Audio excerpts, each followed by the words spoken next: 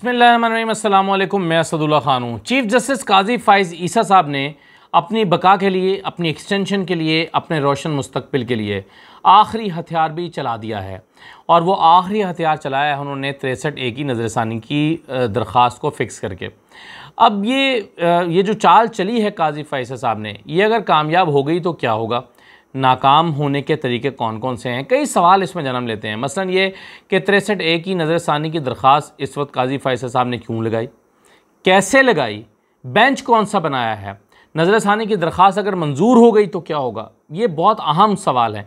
फिर ये कि जस्टिस मुनीब के पास क्या रास्ता है, जस्टिस मुनीब जो है वो क्या कर सकते हैं, वो कैसे बाजी पलट सकते हैं। फिर लाहौर हाई कोर्ट का किरदार बड़ा अहम हो गया है कि लाहौर हाई कोर्ट का एक फ़ैसला सारी बाजी को पलट सकता है। और क्या कमेटी बहाल हो सकती है, और अगर कमेटी बहाल हो गई, जो 3 रुकनी कमेटी होती है, जो प्रैक्टिस एंड प्रोसीजर अमेंडमेंट जो ऑर्डिनेंस आया है, वो अगर किसी भी तरीके से वो अगर इनफेक्टिव हो जाता है, अगर वो कलअदम हो जाता है और कमेटी बहाल हो जाती है तो क्या होगा, और कमेटी क्या बहाल हो सकती है।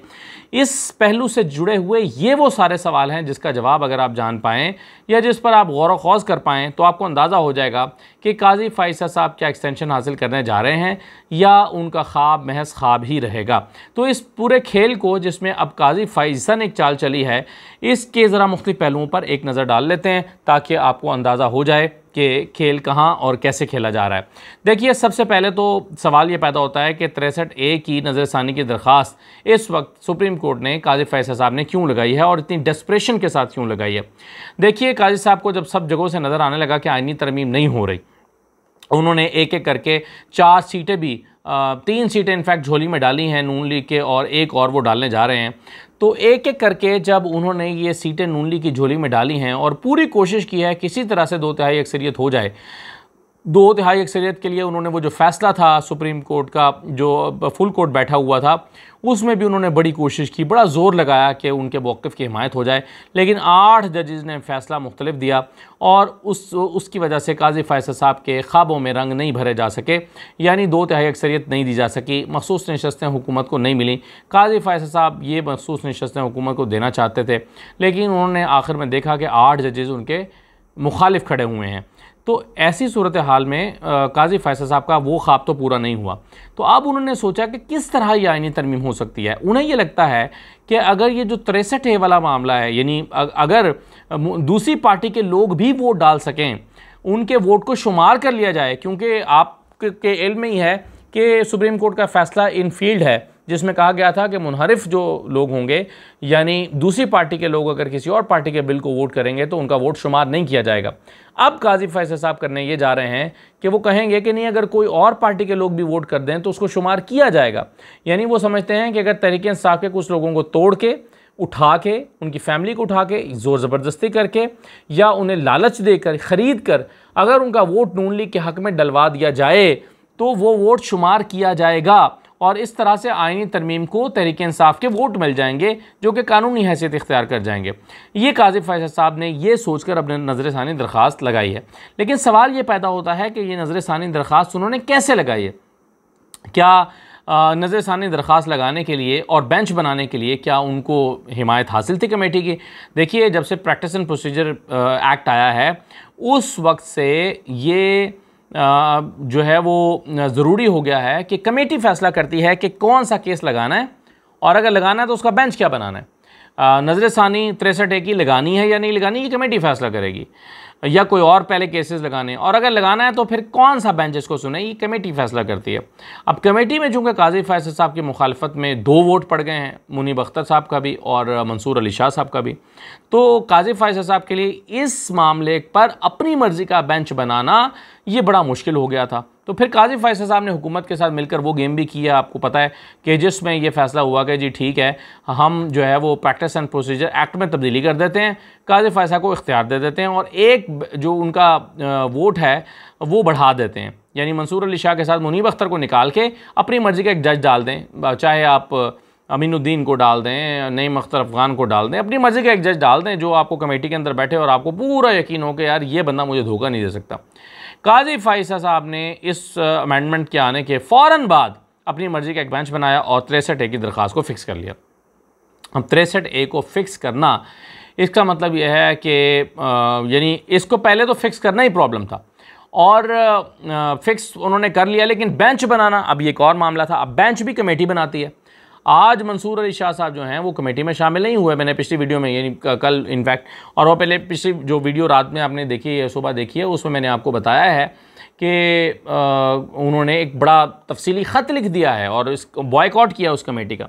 लेकिन काजी फैसल साहब को इससे कोई फ़र्क नहीं पड़ता कि मंसूर अली बॉयकॉट करते हैं कि नहीं करते, बल्कि उनको खुशी हुए होंगे, ठीक है अगर मंसूर अली शाह ने बॉयकॉट कर दिया तो अच्छा ही हुआ, मुझे इससे क्या फ़र्क पड़ता है। तो उन्होंने अमीनुद्दीन खान के साथ मिलकर एक जो है वो ये बेंच बना दिया। अच्छा, अब इस बेंच में कौन कौन से मेंबर शामिल हैं? इसमें खुद काजी फैसल साहब शामिल हैं, इसमें जस्टिस मुनीब अख्तर साहब शामिल हैं, इसमें जस्टिस अमीनुद्दीन खान शामिल हैं, the one and only, the most trusted person of Qazi Faisal साहब, और most trusted person of the system justice Aminuddin, उनको शामिल किया गया है। फिर जस्टिस नईम अख्तर अफगान को शामिल किया गया। ये दोनों वो जज हैं जिन्होंने 8-5 के फैसले में इख्तलाफी नोट दिया था और कहा था कि जी गैर कानूनी फैसला है, इसको बंद माना जाए। अमीनुद्दीन और जस्टिस नईम अख्तर अफगान दोनों काजी फैसल साहब के मोस्ट ट्रस्टेड बंदे, इन दोनों को उठाकर उन्होंने अपने बेंच में डाल दिया। और तीसरे डाले हैं जमाल खान, 5वें डाले हैं जमाल खान मंदुखेल। अब जमाल खान मंदुखेल और नईम अख्तर अफगान ये दोनों काजी फैसल साहब के अपने प्रोविंस से हैं और दोस्त माने जाते हैं काजी फैसल के। नईम अख्तर अफगान भी और जस्टिस जमाल खान मंदुखेल भी। और जमाल खान मंदुखेल साहब जो हैं उन्होंने भी, आप जानते हैं कि 8-5 के फ़ैसले में वो 5 में शामिल थे, यानी मखसूस नशस्तें तहरीक इंसाफ को देने वाले फ़ैसले के 8 जजेज़ में जमाल खान मंदुखेल भी शामिल नहीं थे।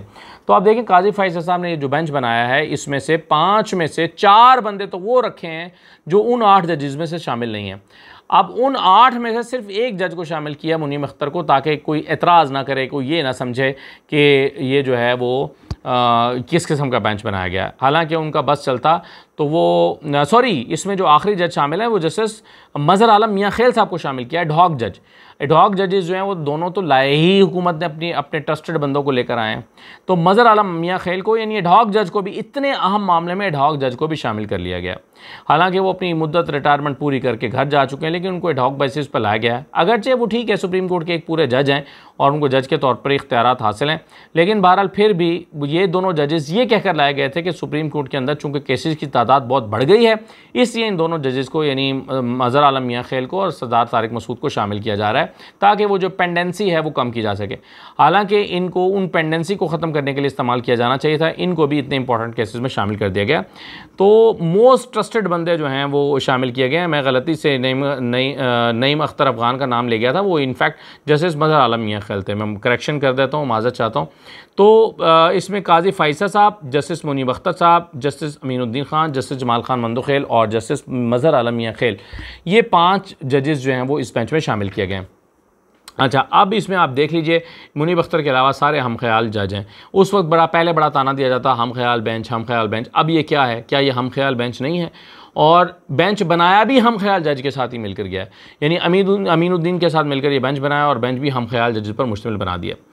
तो 5 यानी आप बेंच को देख के अंदाज़ा कर सकते हैं कि काजी फैसल ने इसको 4-1 का फ़ैसला हासिल करने के लिए इस तरह का बेंच बनाया है ताकि 4-1 से फ़ैसला आ जाए और 4 जजेस जो हैं वो नज़रसानी दरख्वास्तों के हक़ में फ़ैसला दे दें और यूँ 63A के तहत वो बहाल हो जाए, यानी उसके तहत जो वोट है वो शुमार होने लगे और 2/3 अक्सरियत के तहत फिर आईनी तरमीम हो जाए और काजी फैसल साहब को एक्सटेंशन मिल जाए। ये उनका प्लान है।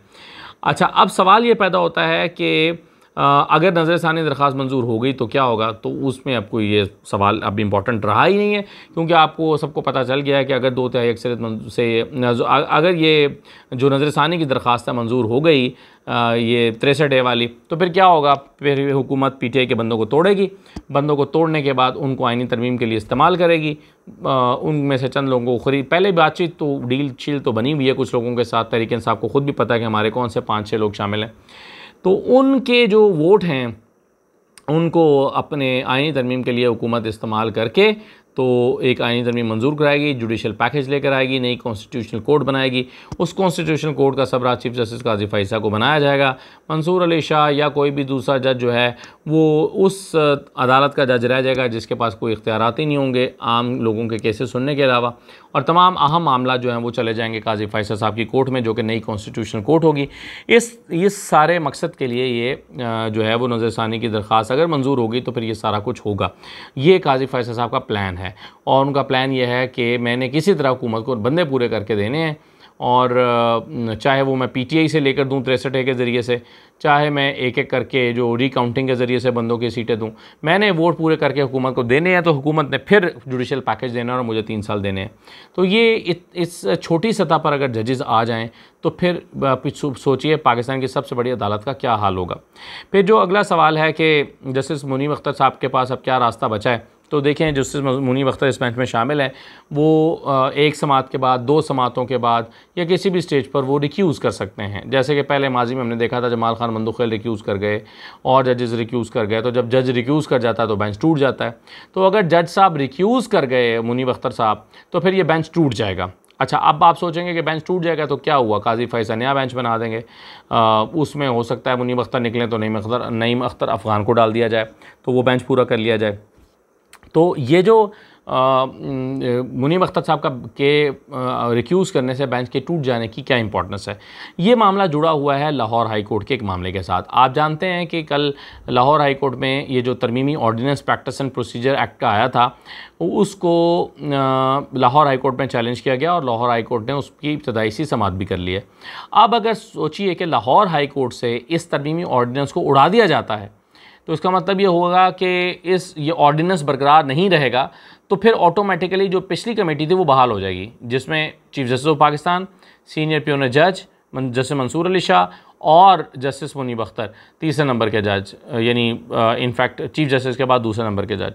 तो ये जो जज हैं ये कमेटी बहाल हो जाएगी, यानी जैसे ही लाहौर हाई कोर्ट का फ़ैसला आ गया, लाहौर हाई कोर्ट का फ़ैसला आते ही ये कमेटी बहाल हो जाएगी, और जैसे ही ये कमेटी बहाल होगी तो फिर वो बेंच जो है वो ये बेंच बरकरार नहीं रहेगा, फिर नया बेंच बनेगा। वो जो नया बेंच बनेगा वो फिर कमेटी की मर्ज़ी से बनेगा। फिर ये नहीं होगा कि उसमें अमीनुद्दीन ख़ान को, जमाल खान मंदुखेल को और जो मज़हर आलम मियाँ खेल को, इन लोगों को डाल के बेंच पूरा कर दिया जाए, फिर ये नहीं होगा। फिर कमेटी होगी तो फिर कमेटी की अक्सरियत राय से फ़ैसला होगा। अब काजी फ़ाइज़ साहब को टेंशन अगली ये होगी कि मुनीब अख्तर साहब रिक्यूज़ ना कर जाएं, क्योंकि रिक्यूज़ करने से बेंच टूटेगा और नया बेंच अगर इसी दौरान हाई कोर्ट का फ़ैसला आ गया तो फिर नया बेंच जो है वो नई कमेटी की मर्ज़ी से बनेगा। तो यहाँ फिर काजी फ़ाइज़ के लिए प्रॉब्लम हो जाएगा। तो अभी ये जो कहानी है वो क्या कहते हैं कि there are many steps between the cup and the lip, वो जो एक प्रोवर्ब है। तो अब इसमें अभी बहुत कुछ होना बाकी है, बहुत कुछ होना बाकी है। ये सारी जो प्रोबेबिलिटीज़ मैं आपको बता रहा हूँ ये इम्कानात हैं, ये इम्कानात अभी बाकी हैं। तो देखते हैं कि अब क्या होता है, यानी ये काजी जस्टिस मुनीब अख्तर साहब क्या करते हैं, लाहौर हाई कोर्ट से क्या फ़ैसला क्या आता है, क्या कमेटी बहाल होती है कि नहीं होती, ये सारा अब उसके ऊपर डिपेंड कर रहा है।